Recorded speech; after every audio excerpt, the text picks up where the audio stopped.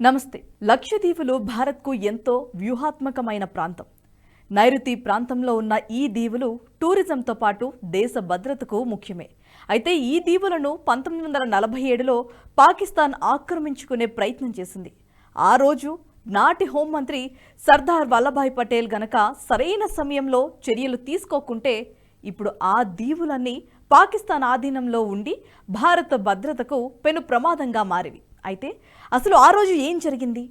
వీటిని సర్దార్ పటేల్ ఎలా కాపాడారు తెలుసుకునే ప్రయత్నం చేద్దాం. 1947లో బ్రిటిష్ వారు భారత్కు స్వాతంత్రం ఇచ్చే ముందు భారత్ను 2 భాగాలుగా విభజించి వెళ్లాడు.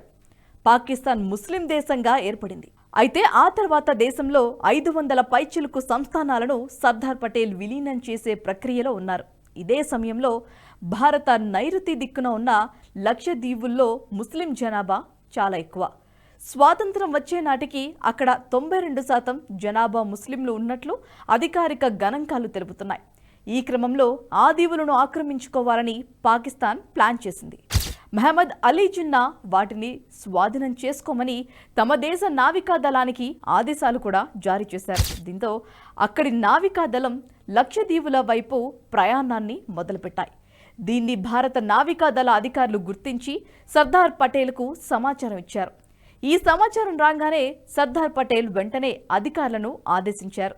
దక్షిణాన ఉన్న నావికా దళం వెంటనే అప్రమత్తం అవ్వాలని, పాకిస్తాన్ కుట్రలను తిప్పికొట్టాలని కోరారు. దీంతో వెనువెంటనే భారత నావికా దళం తన యాక్షన్ను మొదలుపెట్టింది. లక్షద్వీపులకు చేరుకుని పాకిస్తాన్ నౌకలను అడ్డగించాయి. దీంతో ఆ దేశం ఏమీ చేయలేక వెనుదిరిగింది.